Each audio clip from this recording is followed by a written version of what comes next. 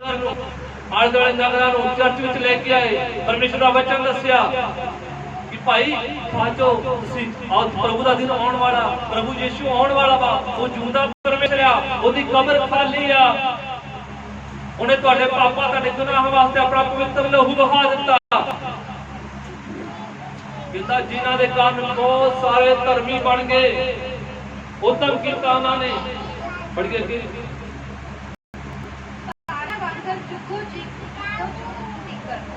कहंदा तारिया वांग चमकण दे जुगो जुग, कहंदा हालेलुया। वो कहंदा अंबर दे तारिया वांगू चमकणगे वो लोग जो परमेश्वर दे वचन दे अंदर रहंदे आ, वो लोग जो परमेश्वर दा डर और भय रखदे आ, वो लोग जो परमेश्वर दे कमां दे नाल प्यार करदे आ, वो लोग जो परमेश्वर दे दास नाल प्यार करदे आ, वो लोग जो पाप विच रहना पसंद नहीं करदे, वो लोग जो परमेश्वर दी हजूरी नाल जुड़े होए आ। कहंदा अंबर दे तारे वांगू चमकणगे जुगो जुग लई। खुदा दे वचन च लिखिया है, कहंदा मैं तेरे अंग संगया, कहंदा जब तू कब्र दी पताल दी गहराई विच पिया होगा तां कहंदा मैं आवांगा अपने दूतां दे नाल, अपने तेज दे नाल, कहंदा मैं तैनूं कब्र दी गहराइयां दे विचों उठा खड़ा करांगा। उठ हालेलुया। मैं तेनों अनंत जीवन देवांगा। अज साडे तो गालां मूंह छुटदियां नहीं, नशा साडे तो नहीं छुट हुंदा, साडे तो जे असीं करके तौबा कीती बपतिस्मा लैके तोरी पे आ, चर्च विच साडे तो नहीं हुंदा, प्रार्थना साडे तो नहीं हुंदी, वचन साडे तो नहीं पढ़ हुंदा। असीं कहंदे स्वर्ग राज दे अधिकारी हां, असीं चंगियाई छुटकारा होना, वो असीं दौड़ दौड़ी करन नूं तैयार नहीं, दौड़ नूं तैयार नहीं। दूसरा तिमोथेयुस 2:5 विच लिखिया, कहंदा जो कैदे मजहब खेडेगा, ये नहीं जो बाउंड्री जो बाहर खेडेगा, कहंदा जो कैदे मजहब खेडेगा, कहंदा जीवन दा मुक्त उन्नू मिलेगा। जो कैदे मजहब कहंदा दौड़दे तां सारे आ पर इनाम इक्को ही लै जांदे। सानू कैदे मजहब दौड़ना पैना वा, सानू परमेश्वर दे वचन दे विच रह के चलना पैना वा। ये नहीं भी साड़ी उमरां बेदगियां भी असीं अखां बंद करके तुरे जाने करी जाने, कोई ना ठीक है इदां नहीं होंदा, इदां नहीं काम चलना होना। क्योंकि प्रकाश वाक्य 3 विच लिखिया, कहंदा ताना ओ मनुष्या, ताना लोगिया जिस अगां बागदियां बन के पढ़दे सुनदे अमल करदे, क्योंकि समा नेड़े आ। हालेलुया। क्योंकि समा नेड़े आ, यीशु मसीह आउण वाला है। Hallelujah, hallelujah, hallelujah. आज इंसान का दिमाग दिल किथे लगा, संसार, वो आत्मिकता विच रहण नूं तैयार है, वो सदीवता विच रहण नूं तैयार है। उन्हें पंगा लगदा है, उन्हें बुराई चंगी लगदी है, उन्हें झूठ बोलना पसंद है, पाप करना पसंद है। Hallelujah, hallelujah. पर जो असीं दूसरा पत्र 3:10 पढ़दे हां, उस विच लिखिया कि प्रभु दा दिन चोर वांग आवेगा। दूसरा पत्र 3:10 पढ़िए।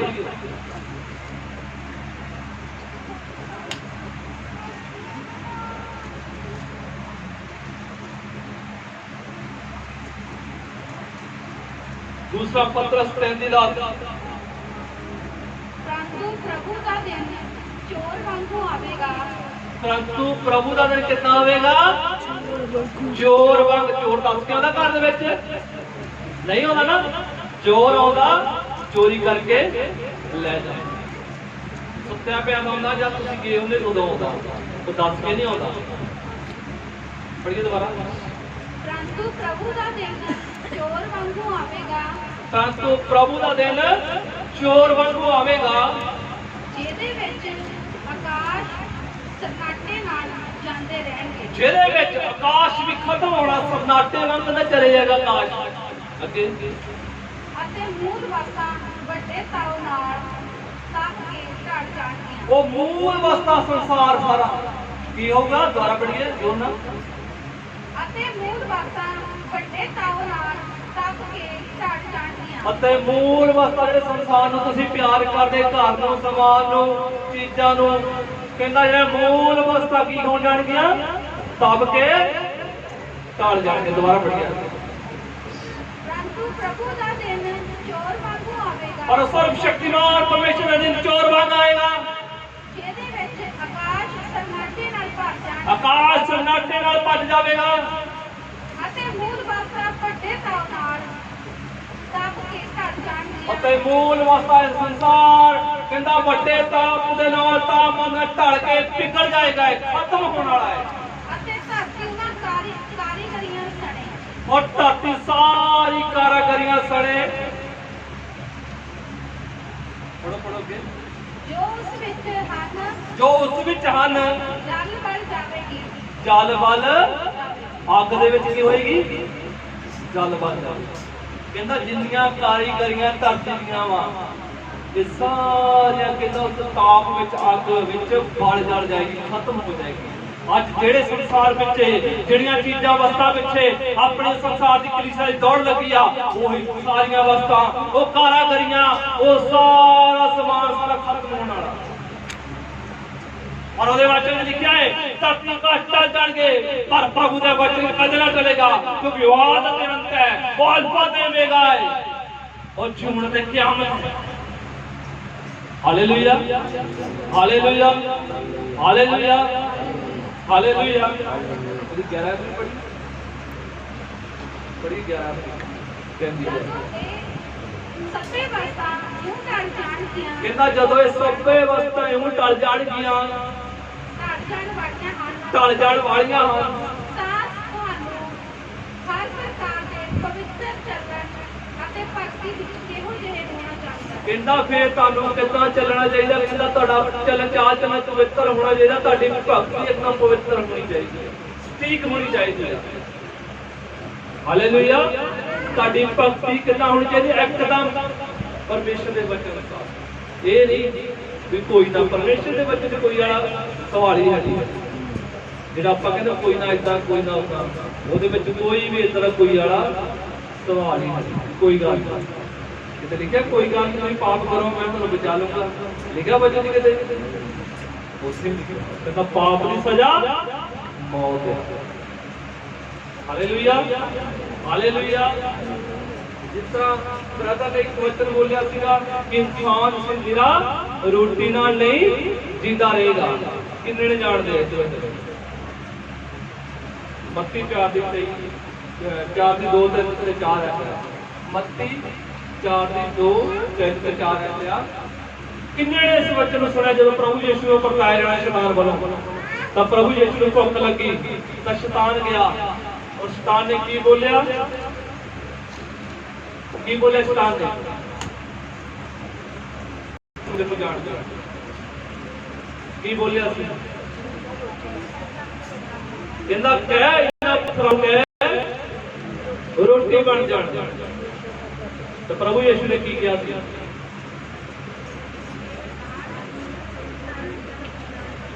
बोले किसा सब बोल गए हे शैतान। प्रभु यीशु ने क्या? हे शैतान। सब बोले सब। प्रभु यीशु ने क्या कि इंसान जिला रोटी नाल जिंदा नहीं रहेगा, वो परमेश्वर दे वचन नाल जिंदा रहेगा जो दे मुख विचों निकल रहा है। हालेलुया। सारे मेरे आले बच्चों के नेड़े समझिए की समझो इधर ध्यान दो मेरा की समझो तो लिखे रोटी ना नहीं मिलता रहेगा। चलो मान लो फिर दाद में रोटी ना खाओ की होगा? हालेलुया। इधर ध्यान दो जो मान लो दाद में रोटी ना खाओ तो की होगा? जो तो दाल मात्र होर ला लो भाई जो होर अगे ला लो महीने 2 महीने 5 दिन एंडी गड्ढे रोटी हो अरे यार पक्की लेके देना तो एक दो उपवास मर्जी रख रहे हैं 5 दिन है ना रोटी तो बगैर नहीं कहना की बात टिकट कट्टी नहीं समझे इस वचन रोटी ਜ਼ਰੂਰੀ ਹੈ ਨਾ, ਰੋਟੀ ਖਾਣੀ ਜ਼ਰੂਰੀ ਹੈ। ਹਾਲੇਲੂਇਆ। ਕਿਉਂਕਿ ਰੋਟੀ ਭੋਜਨ ਜ਼ਰੂਰੀ ਆ। ਪਰਮੇਸ਼ਰ ਨੇ ਸਾਨੂੰ ਜੀਵਨ ਦਿੱਤਾ, ਬਹੁਤ ਥੋੜੀ ਦਿੱਤੀ, ਉਹ ਥੋੜੀ ਕਹਿੰਦਾ ਕਿ ਤੁਹਾਡਾ ਜੀਵਨ ਖਤਮ ਹੋ ਜਾਵੇ। ਹਾਲੇਲੂਇਆ। ਪਰ ਇਹਦਾ ਇੱਕ ਬਹੁਤ ਵੱਡਾ ਭੇਦ ਹੈ। ਕਿਸ ਰੋਟੀ ਦੀ ਗੱਲ ਕੀਤੀ ਗਈ ਤੇ ਕੀ ਗੱਲ ਕੀਤੀ ਗਈ ਪਤਾ ਕੁਛ?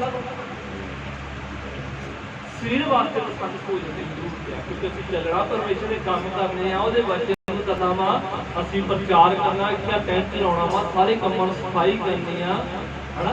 ਰੋਟੀ ਤਾਂ ਜ਼ਰੂਰਤ ਹੈ, ਰੋਟੀ ਤਾਂ ਖਾਣੀ ਹੈ। ਪਰ ਪਰਮੇਸ਼ਰ ਦਾ ਕਹਿਣ ਦਾ ਤਤਪਰ ਇਹ ਸੀਗਾ ਕਿ ਇਨਸਾਨ ਜਿਹੜਾ ਰੋਟੀ ਨਾਲ ਨਹੀਂ ਪਰਮੇਸ਼ਰ ਦੇ ਵਚਨ ਨਾਲ ਜਿੰਦਾ ਰਹੇਗਾ, ਕਿਉਂਕਿ ਯਹੋਨਾ ਦੇ ਵਿੱਚ ਲਿਖਿਆ ਕਿ ਕੌਣ ਆ ਮੈਂ? ਜੀਵਨ ਦੀ ਰੋਟੀ ਮੈਂ ਆ। ਪ੍ਰਭੂ ਯਿਸੂ ਨੇ ਕੀ ਕਿਹਾ? ਸਾਰੇ ਬੋਲੇ ਪ੍ਰਭੂ ਯਿਸੂ ਨੇ ਕਿਹਾ ਜੀਵਨ ਦੀ ਰੋਟੀ ਮੈਂ ਆ। ਪਿੱਛੇ ਬੋਲੇ ਪ੍ਰਭੂ ਯਿਸੂ ਨੇ ਕਿਹਾ ਜੀਵਨ ਦੀ ਰੋਟੀ ਮੈਂ ਆ। ਜੋ ਮੇਰੇ ਵਿਸ਼ਵਾਸ ਕਰੇਗਾ ਉਸ ਦੀਪਕ ਜੀਵਨ ਪਾਵੇਗਾ। ਕਿੱਦਾਂ ਪਾਵੇਗਾ? ਇਹਦਾ ਧਿਆਨ ਕਿੱਦਾਂ ਪਾਵੇਗਾ? ਉਹ ਜਿਹੜਾ ਇਸ ਵਚਨ ਨੂੰ ਖਾ ਜਾਊਗਾ। ਹਾਲੇਲੂਇਆ। ਜਿੰਦਾ ਕਿਹਨੇ ਕਰਨਾ? ਜਿਹਦੇ ਤੋਂ ਵਚਨ ਹੋ ਗਿਆ ਉਹੀ ਆ। ਰੋਟੀ ਕੀ ਆ ਇਹ? ਓਏ ਉਹ ਰੋਟੀ ਇਹ ਆ ਜਿਹੜੀ ਤੁਹਾਨੂੰ ਅਨੰਤ ਜੀਵਨ ਦੀ ਗੱਲ ਕੀਤੀ ਸੀ। ਕਹਿੰਦਾ ਜੀਵਨ ਦੀ ਰੋਟੀ ਮੈਂ ਆ, ਔਰ ਕਹਿੰਦਾ ਇਨਸਾਨ ਰੋਟੀ ਨਾਲ ਨਹੀਂ ਮੇਰੇ ਵਚਨ ਨਾਲ ਜਿੰਦਾ ਰਹੇਗਾ। ਕਿਉਂਕਿ ਰੋਟੀ ਖਾਂਦੇ ਖਾਂਦੇ ਅਸੀਂ 60 ਸਾਲ 100 ਸਾਲ ਤੇ ਮਰ ਸਕਦੇ ਆ, ਪਰ ਜਿਹਨੇ ਇਹ ਵਚਨ ਖਾਇਆ ਉਹ ਮਰਿਆ ਵੀ ਜਿਉਂਦਾ ਵਾ, ਉਹ ਸਵਰਗ ਦਾ ਅਧਿਕਾਰੀ। Hallelujah, hallelujah, hallelujah, hallelujah, hallelujah, hallelujah, hallelujah. ਉਹ ਕਹਿੰਦਾ ਇਨਸਾਨ ਜਿਹੜਾ ਰੋਟੀ ਦਾ, ਕਿਉਂਕਿ ਸੰਸਾਰਿਕ ਰੋਟੀ ਭੋਜਨ ਕਰਦੇ ਕਰਦੇ ਸਾਡੀ ਉਮਰ 60 65 100 ਸਾਲ ਤੱਕ ਰਹਿ ਸਕਦੀ ਆ, ਪਰ ਉਸ ਤੋਂ ਬਾਅਦ ਜਿਹੜੀ ਰੋਟੀ ਕੰਮ ਆਏਗੀ ਉਹ ਵਿਚਾਰ ਵਚਨ ਕੰਮ ਆਏਗਾ। ਇਸੇ ਕਰਕੇ ਉਹਨੇ ਕਿਹਾ ਸੀ ਜੀਵਨ ਦੀ ਰੋਟੀ ਮੈਂ ਆ, ਔਰ ਕਹਿੰਦਾ ਇਨਸਾਨ ਜਿਹੜਾ ਰੋਟੀ ਨਾਲ ਨਹੀਂ, ਕਹਿੰਦਾ ਮੇਰੇ ਵਚਨ ਨਾਲ ਜਿੰਦਾ ਰਹੇਗਾ। ਜਦੋਂ ਇਹ ਸੰਸਾਰਿਕ ਭੋਜਨ ਖਾ ਕੇ ਇੱਕ ਦਿਨ ਇਸ ਧਰਤੀ ਨੂੰ ਛੱਡ ਦੇਗਾ, ਕਹਿੰਦਾ ਜਦੋਂ ਇਹਨੇ ਤੌਬਾ ਕੀਤੀ, ਬਪਤਿਸਮਾ ਲਿਆ ਸੀ, ਮੇਰੇ ਵਚਨ ਉੱਤੇ ਚੱਲਿਆ ਸੀ, ਆਗਿਆ ਕਰ ਚੱਲਿਆ ਸੀ, ਮੈਂ ਡਰ ਔਰ ਭੈ ਰੱਖਿਆ ਸੀ, ਕਹਿੰਦਾ ਹੁਣ ਇਹ ਉਸ ਪਦਵੀ ਤੇ ਹਾਸਲ ਕਰਨ ਦੇ ਯੋਗ ਆ। ਕਹਿੰਦਾ ਹੁਣ ਜਦੋਂ ਪ੍ਰਭੂ ਯਿਸੂ ਉਹ ਸਰਵ ਸ਼ਕਤੀਮਾਨ ਪਰਮੇਸ਼ਰ ਬੱਦਲਾਂ ਤੇ ਆਵੇਗਾ ਤਾਂ ਕਹਿੰਦਾ ਇਹ ਉੱਠ ਖੜਾ ਹੋਊਗਾ। Hallelujah, hallelujah, hallelujah. ਇਦਾਂ ਨੇ ਮੈਂ ਨੱਚਦੀ ਰੱਬ ਰੱਬ ਕਰਦੀ ਚੌਕੀ ਕਹਿੰਦੇ ਨੇ, ਇਦਾਂ ਸੰਸਾਰ ਤਾਂ ਵੀ ਕਰੀ ਜਾਣੇ ਆ ਤੇ ਸਦੀਪਕ ਜੀਵਨ ਨੂੰ ਇਦਾਂ ਨਹੀਂ, ਕੁਝ ਵੀ ਨਹੀਂ ਮਿਲਣਾ। ਇਹ ਲਿਖ ਕੇ ਦੇ ਨਾਲ ਸੰਸਾਰ ਨੂੰ, ਮਿੱਤਰਦਾਰੀ ਨੂੰ ਤੇ ਕਬੀਲਦਾਰੀ ਨੂੰ ਲੈ ਕੇ ਤੁਸੀਂ ਪਰਮੇਸ਼ਰ ਦੇ ਰਾਜ ਵਿੱਚ ਨਹੀਂ ਪ੍ਰਵੇਸ਼ ਨਹੀਂ ਕਰ ਸਕਦੇ। ਤੁਹਾਨੂੰ ਸਾਰੀਆਂ ਚੀਜ਼ਾਂ ਛੱਡ ਕੇ ਅੱਗੇ ਵਧਣਾ ਪਵੇਗਾ। ਸੰਸਾਰ ਛੱਡ ਕੇ, ਰਿਸ਼ਤੇਦਾਰੀ ਛੱਡ ਕੇ, ਸਾਰਿਆਂ ਨੂੰ ਇੱਕ ਸਾਈਡ ਤੇ ਰੱਖ ਕੇ ਅੱਗੇ ਵਧਣਾ ਪਵੇਗਾ। ਉਹਦੇ ਵਚਨ ਲਿਖਿਆ ਕਹਿੰਦਾ ਜਿਹੜਾ ਆਪਣੇ ਮਾਂ-ਬਾਪ ਨੂੰ, ਭੈਣ ਭਰਾ ਨੂੰ ਪਿਆਰ ਕਰਦਾ, ਕਹਿੰਦਾ ਮੇਰਾ ਕੁਝ ਨਹੀਂ ਕਰਦਾ, ਕਹਿੰਦਾ ਮੇਰੇ ਰਾਜ ਪ੍ਰਵੇਸ਼ ਨਹੀਂ ਕਰ ਸਕਦਾ। ਜਿਹੜਾ ਅੱਜ ਵੀ ਡਰ ਰੱਖਦਾ ਹਾਏ ਮੇਰੀ ਭੈਣ ਗੁੱਸੇ ਹੋ ਜਾਣੀ, ਹਾਏ ਮੇਰਾ ਭਰਾ ਗੁੱਸੇ ਹੋ ਜਾਣਾ, ਹਾਏ ਮੇਰਾ ਗੁਆਂਢੀ ਗੁੱਸੇ ਹੋ ਜਾਣਾ, ਉਹ ਬੰਦੇ ਇੱਥੇ ਰੁਕ ਗਏ, ਉਹ ਅੱਗੇ ਵਧਣੇ ਨਹੀਂ।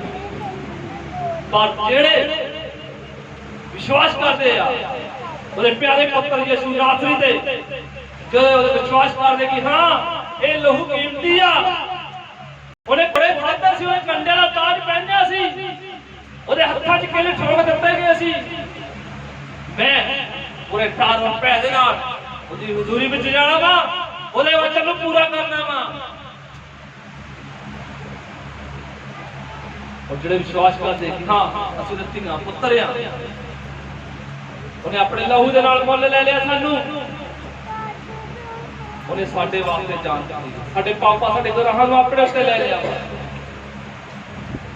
ਅੱਜ ਸਾਨੂੰ ਚਾਹੀਦਾ ਕਿ ਅਸੀਂ ਪਵਿੱਤਰ ਆਤਮਾ ਦੇ ਵਿੱਚ, ਆਤਮਿਕ ਅਵਸਥਾ ਵਿੱਚ ਚੱਲੀਏ, ਨਾ ਕਿ ਬਾਰ-ਬਾਰ ਅਸੀਂ ਪਾਪ ਕਰੀ ਜਾਈਏ, ਨਾ ਬਾਰ-ਬਾਰ ਅਸੀਂ ਯਿਸੂ ਮਸੀਹ ਨੂੰ ਸਲੀਬ ਤੇ ਚਾੜੀਏ।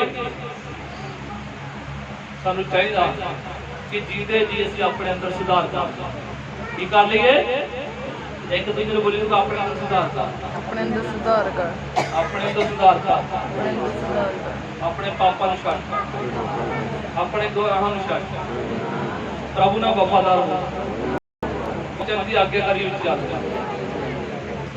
आमीन। बोले तू ब्लेस्ड है, तू ब्लेस है, तू ब्लेस्ड है। तू ब्लेस है। आधा वचन तब वचन तेरे लिए तेरे लिए ब्लेसिंग वाला, ब्लेसिंग वाला, आज तो बाद तो बाद तेरा जीवन सेम नहीं है। तेरा जीवन से ये बहुत बड़ी गवाही ना रही। आधा वचन तेरे जीवन में 100 बड़ा फल लेके आ रहा है, न्याय लेके आ रहा है, छुटकारा लेके आ रहा है, आशीष लेके आ रहा है तेरे परिवार नहीं। ਤੁਸੀਂ ਬਹੁਤ ਸਾਰੀਆਂ ਗੁਰੂ ਨਾਲ ਬਚਾਉਣ ਵਾਲੇ ਹੋ। ਆਮੀਨ ਆਮੀਨ ਆਮੀਨ ਆਮੀਨ। ਔਰ ਅਸੀਂ ਇਸ ਤਰ੍ਹਾਂ ਦੇਖਿਆ ਸਾਡੇ ਆਪੇ ਹੋਈ ਅਬਰਾਮ ਤੇ ਲਾਜ਼ਰ ਦੇ ਵਿਚਕਾਰ ਤੇ ਪਿਤਰਮਾਨ ਮਨੁੱਖ ਦੇ ਵਿਚਕਾਰ, ਔਰ ਜੋ ਅੱਗ ਇਨਸਾਨ ਨੂੰ ਸਾੜਦੀ ਆ ਤੇ ਲਪਾਉਂਦੀ ਆ। ਇਸ ਕਰਕੇ ਸਾਨੂੰ ਚਾਹੀਦਾ ਕਿ ਅਸੀਂ ਆਪਣੇ ਵਿੱਚੋਂ ਜਿਹੜੀ ਕਮੀ ਕਮਜ਼ੋਰੀ ਆ ਪਰਮੇਸ਼ਰ ਅੱਗੇ ਰੱਖਦੇ ਹੋਏ ਉਹਨੂੰ ਛੱਡਦੇ ਹੋਏ ਚੱਲ ਅੱਗੇ ਵਧੀਏ। ਆਪਣੇ ਘਰਾਣੇ ਨੂੰ ਬਚਾਈਏ, ਆਪਣੇ ਬੱਚੇ ਪਰਿਵਾਰ ਨੂੰ ਬਚਾਈਏ, ਆਪਣੇ ਗੁਆਂਢੀ ਨੂੰ ਬਚਾਈਏ, ਆਪਣੇ ਪਿੰਡ ਔਰ ਨਗਰ ਨੂੰ ਬਚਾਈਏ। ਸਾਡਾ ਫਰਜ਼ ਬਣਦਾ। Hallelujah hallelujah. ਔਰ ਅੱਜ ਅਸੀਂ ਸਿੱਖਿਆ ਕਿ ਅਸੀਂ ਸਰੀਰਕਤਾ ਔਰ ਸਰੀਰਕ ਅਭਿਲਾਸ਼ਾ ਨਾਲ ਨਹੀਂ ਚੱਲਣਾ, ਅਸੀਂ ਪਰਮੇਸ਼ਰ ਦੇ ਵਚਨ ਦੇ ਅਨੁਸਾਰ ਚੱਲਣਾ। Hallelujah hallelujah. ਔਰ ਪਰਮੇਸ਼ਰ ਅੱਜ ਵਚਨ ਨਾਲ ਤੁਹਾਨੂੰ ਬਲੈਸ ਕਰੇ। ਤੁਹਾਡਾ ਵਚਨ ਤੁਹਾਡੇ ਲਈ ਸੋਹਣਾ ਮੁਕਤੀ ਫਲ ਲੈ ਕੇ ਆਓ। ਬਾਤ ਤੁਹਾਡੇ ਜੀਵਨ ਸਿੱਖਣ ਤੁਸੀਂ ਬਹੁਤ ਵੱਡੀ ਬਰਕਤ ਆਸ਼ੀਸ਼ ਅੱਗੇ ਵਧੋ। ਆਮੀਨ। God bless you. ਪਰਮੇਸ਼ਰ ਦਾ ਬਰਕਤ ਹੈ।